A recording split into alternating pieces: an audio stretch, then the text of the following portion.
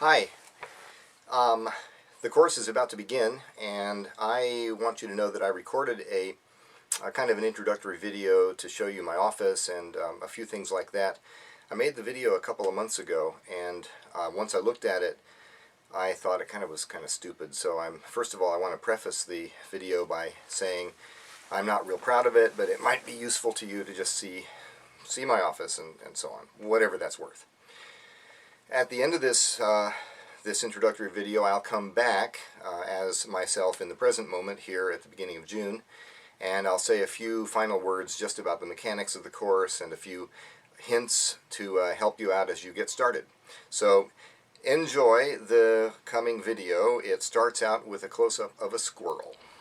Well, it's a beautiful Friday afternoon at the end of April here in Athens, and we're in front of Park Hall on Baldwin Street.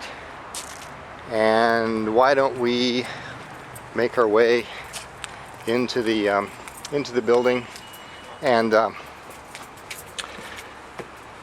let's see what my office looks like. I hope you'll enjoy seeing my work environment, and where at least part of the time I'll be looking at your material and grading it, reading it with interest, and turning in a grade for you. We're in Park Hall. One last look here at the scenery before we go in. There's Sanford Stadium. There's the SLC, or the MLC as it's now called. And in we go.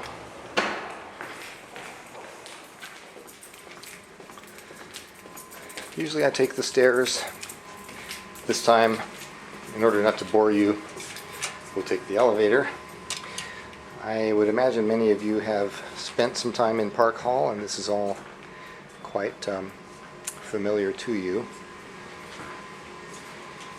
So up we go on the elevator.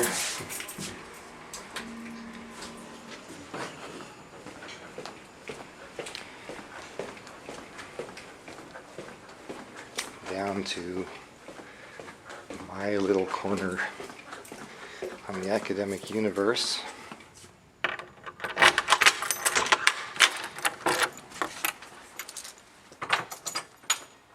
And here we are in my office. So let's see, well, what have we got here? We have a view of Toledo by El Greco.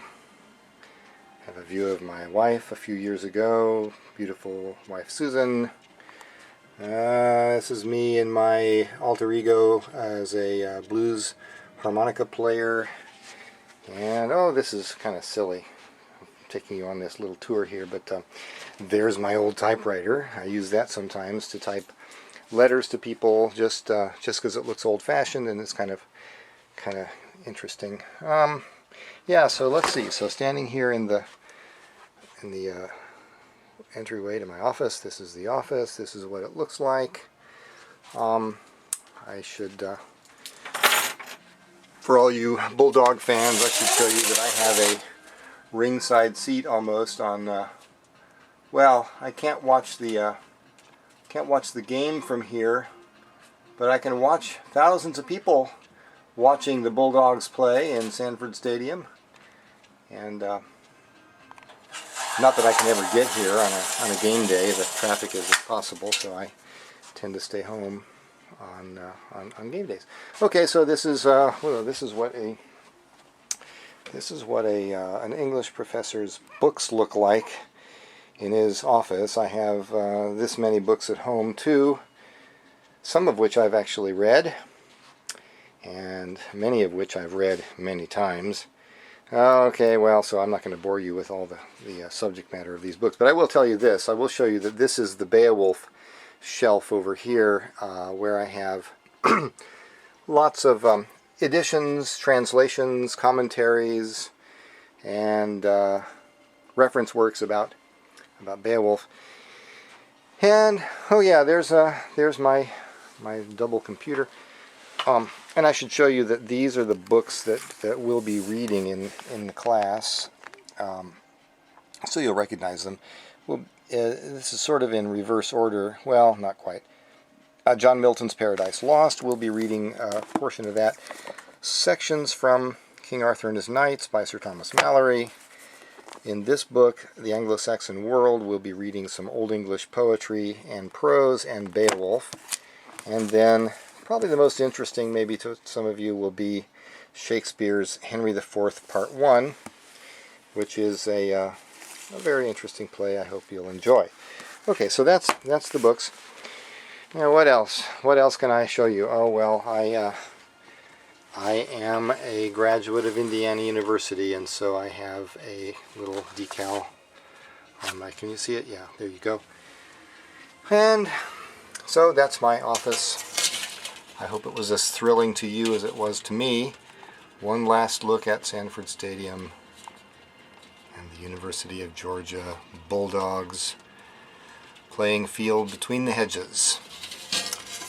And yes, and then the SLC once again, where I'm sure many of you spend many hours, and probably some hours studying actually.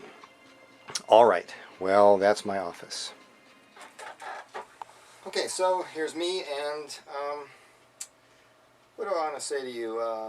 Well, welcome to the course. This is English literature from the beginnings to 1700, and we'll be hitting the high spots.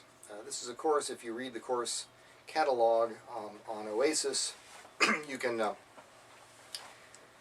see that there are many authors that are sometimes used in this course. I have elected to keep it simple, and with the exception of the first week's lesson, where we'll be reading a number of different poems of different sorts in the Old English, well, in translations from the Old English language. For the rest of the time, we'll be concentrating on major works. So after reading a few scattered Old English poems, then we go into Beowulf. Then from the Middle English period, we'll read Sir Gawain and the Green Knight, one of the interesting medieval romances from the time of Chaucer approximately. We're not reading any Chaucer in this course, although many times this course does include Chaucer. There's no time this time. This is a fairly compressed course this summer. So we're going to leave Geoffrey Chaucer to himself this time. Then in the Renaissance, we'll be reading Shakespeare's Henry IV, Part 1. Oh, and I should have said, at the very end of the Middle Ages, we'll be reading the first important prose work in the English language, the first really big piece of literary prose, Sir Thomas Malory's Morte d'Arthur, the story of King Arthur and his knights, and the quest for the Holy Grail, and a number of other things. Then there's Shakespeare's Henry IV, Part 1, which is his history play, which, while it was written in the Renaissance, it gives a Renaissance view of what English people sort of thought or imagined or believed might be true about their medieval ancestors. And so the play is set actually in the time of Chaucer, in the time of Sir Gawain and the Green Knight, at the end of the 1300s. And then finally we'll read a portion, really only 5 out of the 12 books of Paradise Lost by John Milton, which gives an account of the fall of the angels in biblical terms, and the fall of mankind in the Garden of Eden, Adam and Eve, and the apple and the serpent and all that stuff. And then lastly, a hint of things to come later on in sacred history. And that rounds out the Renaissance for us, and that brings the course to a conclusion. I'll say that while there is a fair amount of reading in the course, it's spread out over a period of 7 weeks, and so actually the number of pages that you'll have to read per week will be less than 100, and the only real writing you'll have to do will be fairly straightforward. There will be a handful of shortish quizzes for each week, and then in almost all of the weeks there will be a 500 to 700 word essay required.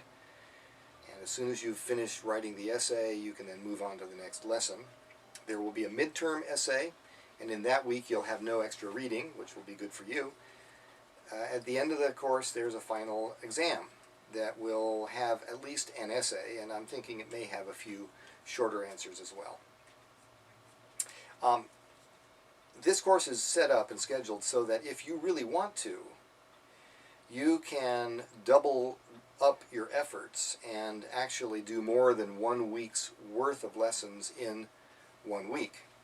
So that if you really want to try to get this course done and out of the way before the end of the through session, the end of summer sessions, you can work quickly and do all the work and submit it and be done. Though I think the course grades won't be recorded until the final week after finals. So you'll have to wait on your grade for that. But I can tell you in advance what you're going to expect to be on your transcript. So that's it. I want to welcome you to the course. This is material that not everybody considers their favorite. A lot of people think of English literature as sort of beginning with the English Romantics, Wordsworth, Byron, Keats, and those people, and then moving on through into the 19th century with the novelists, and then the 20th century and all that's going on there, and postmodernism after the 20th century. This is earlier stuff, but it's foundational, and I think that anybody who really wants to claim to know anything about English literature has to know something about the Anglo-Saxon period, has to know something about the later Middle Ages and the Renaissance. So you're in the course, and so this is already a good start. See you at the first lesson. Okay, I hope that was of some value to you. A couple of mechanical or procedural things. The first thing is to realize that you will have to complete all the assignments and all the components of a week's worth of work before you can move on to the next week. And critical to that is the requirement that you at least post one message to the general class forum every week, hopefully regarding the assignment for that week, and then that you post either a reply to a message or another message. So you have to do 2 postings before the computer program will release you to do the next week's work. Another thing I wanted to tell you is, I think I've already said this in print, but I'll repeat it. You won't be able to lag behind. There are deadlines for the submission of the quizzes each week and for the submission to the Dropbox of the written essay required. You won't be able to lag behind, but you will be able to move ahead. Once you've turned in all the assignments, taken the quizzes, written the essay, and done your 2 postings, then you'll be free to move on to the next lesson if you want to work a little bit ahead. I think the workload is probably such that you won't be able to get too far ahead, but it's up to you. The final thing I wanted to say is all these videos, I have posted introductory and concluding videos for each week's work, are on a private channel, a YouTube channel that I've established for this course. If you have little videos or pictures you would like to post to the forum or to send in one fashion or another to everybody in the class to let us know where you are, what you're doing, and that sort of thing, then please email the links to me or attach the photographs. If you want to send a still photograph, attach it to an email to me, and I will make sure to get them either on the YouTube channel or sent out to everybody via the forum. All right? So, just to repeat, we're all interested in where you are and what you're doing, even if you're staying in Athens and working while you're doing this course, or maybe you're going to be on vacation with friends or with family or whatever. If you want to, let us see a little piece of what you're doing. I can't think of anything else at the moment to tell you by way of introduction. The next thing you'll be doing is writing an autobiographical essay that you'll send to me via the Dropbox, and then a sort of short version of that to post to the forum so that everybody in the class has a chance to see who you are and learn a little bit about you. Oh, one last thing. I will probably be putting together little groups of 3, little small groups that you aren't required to post to and which wouldn't go to the general forum. But if you want to communicate just in small groups about your understanding of things, then those small group postings would go only to the other 2 members of your small group of 3. Alright, I better stop or I'll think of some more stuff. Good luck, and I'll see you in the next lesson, which is lesson or week 0. Bye-bye.